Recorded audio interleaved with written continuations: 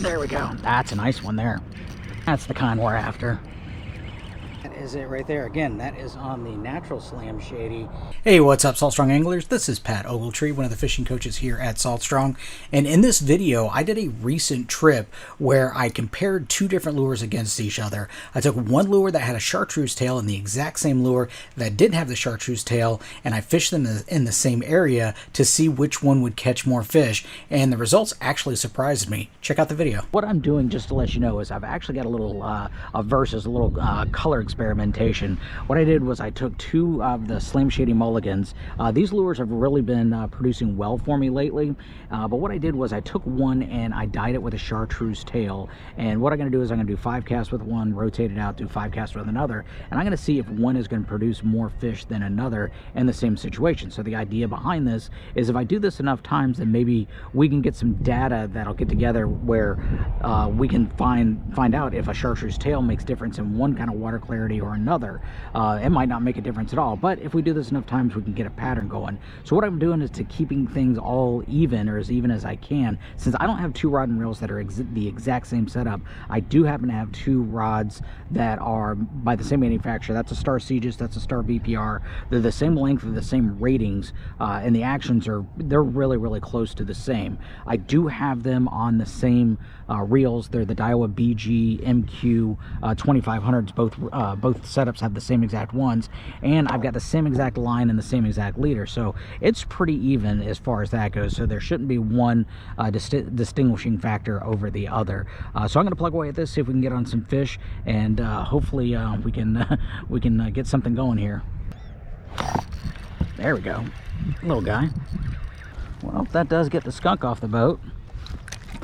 Tiny guy, but well, I'll take him right now, to be honest with you. Got him on the chartreuse tail. That was the first cast of that grouping. Looks like the tide's getting a little bit low. Let's go ahead and let him go. Tide's dropping out a little bit. I was wondering if maybe that might get these fish to turn on just a touch.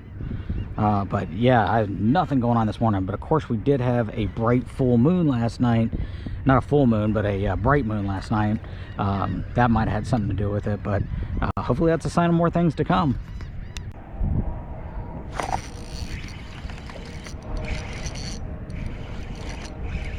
Gotta keep the rod tip up, see if I can get that line out of the oysters.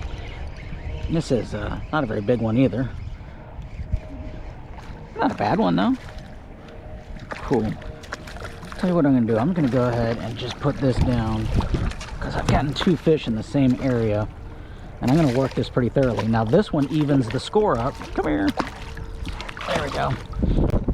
This one evens the score up a little bit. We've got 1 and 1 now. Pretty fish. Look how golden he is. Cool deal. So that's it on the non-chartreuse tail shady. Black tail. Very cool.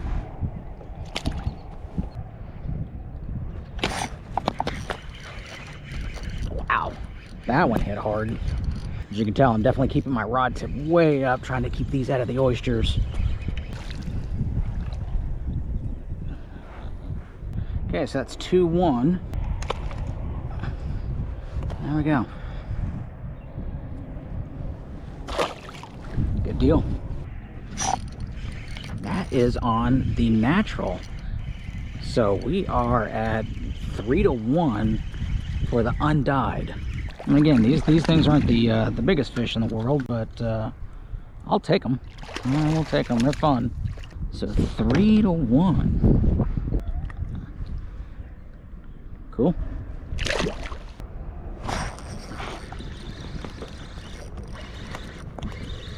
Okay, this one is on the chartreuse tail, and that is going all over those oysters. You can see how that leader looks after I get this one in. This one's a little better, I think. A little better. There we go. So now we're 3-2.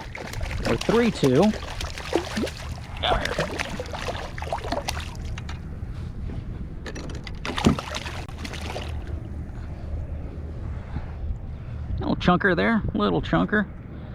Looks like my leader did well. So 3-2. There we go. That's a nice one there. Keeping that rod tip up again. See if I can get him out of the oysters. Yeah, that's a good one. That's a good one. That's the kind we're after. So this one here is the natural. So now we are at 4-2 for the natural.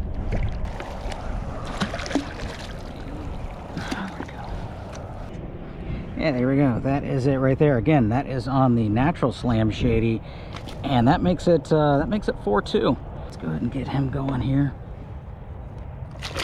Okay, everybody, I'm going to wrap this up. So the tally was 4 fish on the natural Slam Shady color and 2 fish on the Slam Shady that had the chartreuse dyed tail. Now, again, I don't think that this is an end-all be-all to the answer is one better than the other. It's just what they preferred that day. So that was definitely a pretty cool experiment. It kind of opened my eyes, and it really went the other direction than I thought it was. So we'll continue doing stuff like this and get some answers for you. So as you can tell, that was actually a pretty decided victory by the lure that did not have the chartreuse tail, which actually surprised me. This is the 3rd time that I have done this experiment this year so far, and both the other times that I've done it, the chartreuse tail actually won. So this was kind of surprising, and seeing how the conditions were really close to the same all 3 times, it is odd that that there was such a disparity, a difference between the two. But this just goes to show you, if whatever you're doing isn't working, then you'll definitely want to make a change. Now, one thing that I get a lot of with these lures anytime I make these videos is they want to see the lures.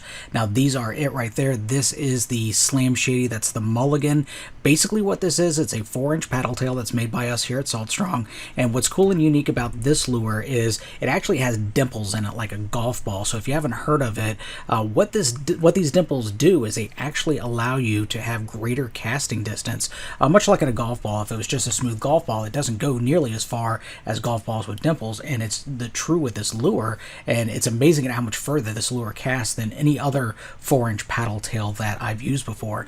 We don't make this lure yet in a chartreuse tail. I don't know if we will. I'm just trying to come up with an experimentation to see if there's situations where sometimes you want to use a chartreuse tail and not. So I plan on doing this again throughout the year, and hopefully we can get enough data together that we can figure this out. Now, I did have those rigged on our Haas Helix rigging hook. This makes it weedless, and I was able to fish around these oysters without getting hung up. There's no way I would have been able to use an open jig head like you normally would with these paddle tails, because you would just get hung up on every single cast. So the Haas Helix really gave me the ability to fish and all this stuff without getting hung up. Now, if you want to try any of these lures, we do have those available at fishstrong.com, and I'll put the link down below so you can click on it and go right to the page. So the lure is called the Mulligan, and the hook is called the Haas Helix hook, and I was using the 3/0 size and the 1/8. So you can click on the link and go right to those pages. So if you want to become a better angler, I highly suggest that you join us at saltstrong.com in the Insider Club, where we literally have thousands of videos that not only show you fish catching footage like this one, but it also breaks down and tells you how to catch more fish.